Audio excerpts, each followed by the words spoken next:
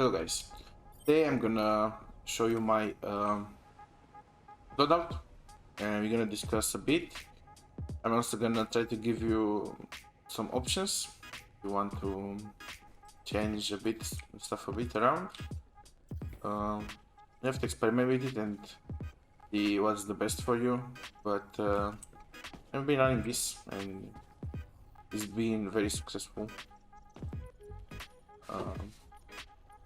Let's start with the kit suite and boxer war suite. For tournaments and like competitive play, I will run this loadout. Maybe when I throw here some inner armor. Depends how I feel, but I'm gonna run this combo here. Then for casual gameplay and not very serious, I will go with punch cooldown and stronger shields here. So this is the loadout for the boxer kit. Then the pistol, I'm running hammer. I'm running hammer with quick low cylinders. Most of the people like to use the low caliber rounds, and probably it's a better mod if you think about it, but I just dislike the fact that you are left with one bullet while your gun is double tap, so double action.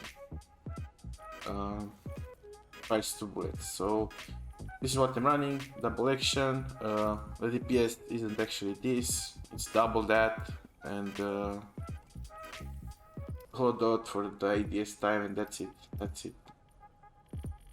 Scrapper. Here I just lately started to play Scrapper after I switched from Dragonfly suite. As you know, they removed the core, slow and steady, and for my playstyle and my needs, rest of them are not that great. I most likely, if I use this suite, I will use it without any core or maybe dive angle. I just have to do some tests and see if it's any difference in terms of fuel, and like it's only the deeper angle or it's any other differences. But yeah, I've been using Scrapper after that.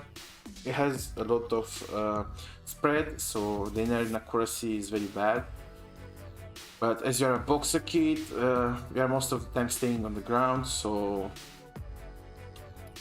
the DPS on this gun is just monstrous. I'm using Quicksilver coating for extra 5%, that will bring it to 450 DPS, and fully upgraded it's 500 DPS. That's 500 DPS for 500 credits. I think it's the most DPS cost efficient gun in the game, and it feels good to play unless you jump, because the spread is very high. I'm using it with Hollow Sight. I doesn't do much. Can choose anything here.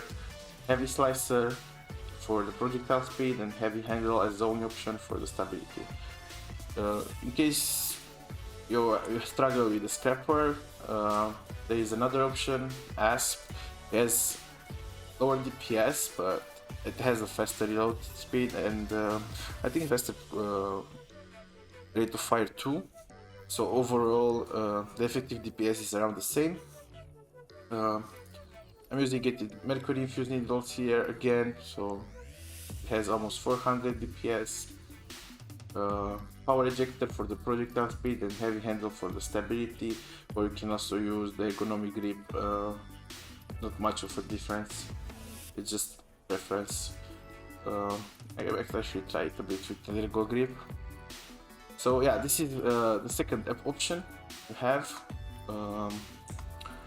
for 200. You can also run stuff like Strange Gun or the Core, but just don't. Just practice these two guns and you will be satisfied.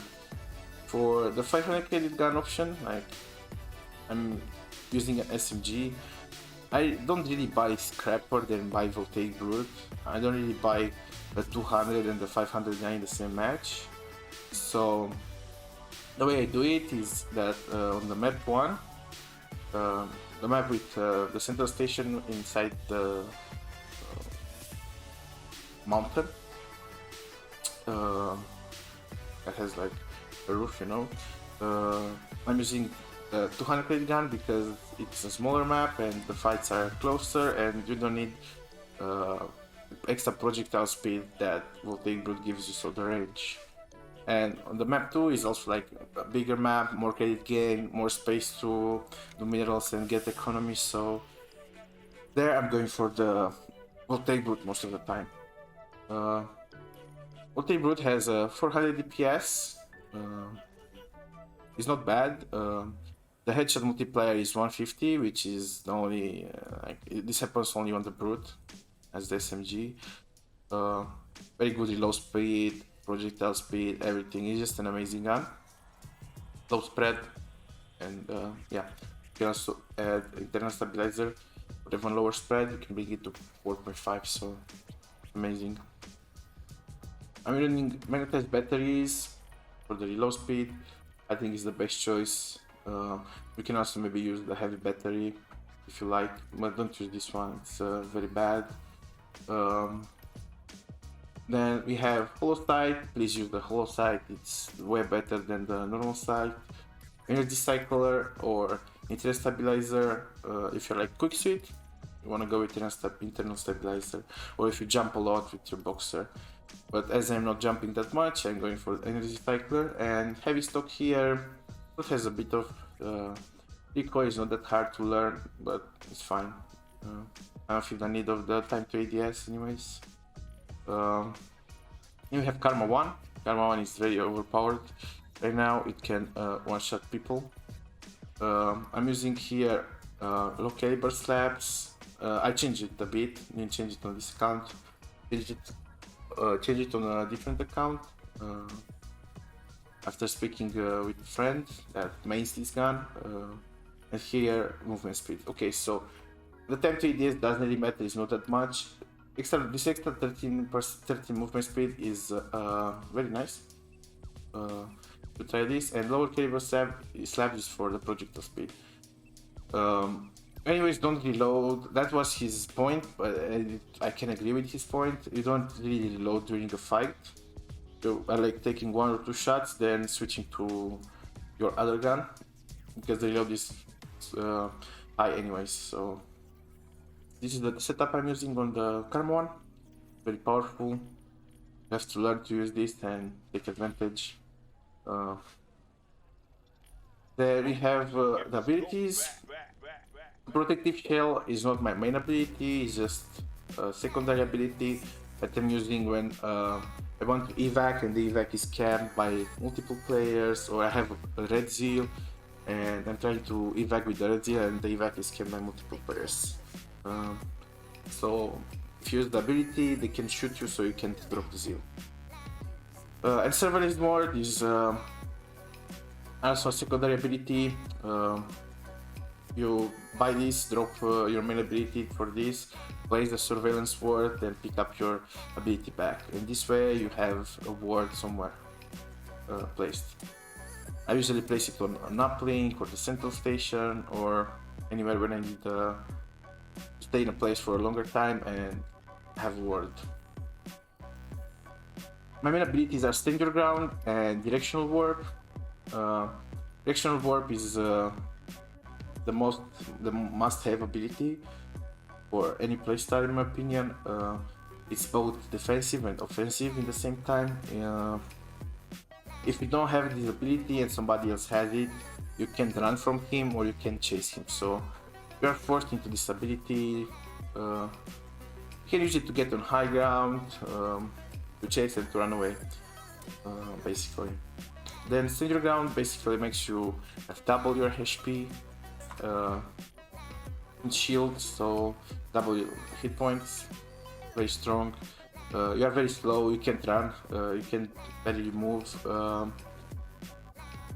but you are very tanky, so this ability is not really that good for solo play. It's more for squads, team play or duo team play, where you have your teammate to back you up. But yeah, practice with it and can be very useful. Here I sometimes switch this ability. if I'm playing like casuals, I mostly play a pretty competitive. If I play like casuals or solos, I either take a kinetic barrier or a shield charger. You can also like play with the trisphere. You can also use a second warp. You can also use like the orbital bombardment or barrage. And that's it for the most part. Also, you can have some fun with the Denisha, to be honest. Depends on your playstyle, what you want to do. The warp is a must, anyways. This is it for now. This is what I'm running. I hope you can learn something from my video and improve. I wish you good luck and see you in game, guys. Have fun.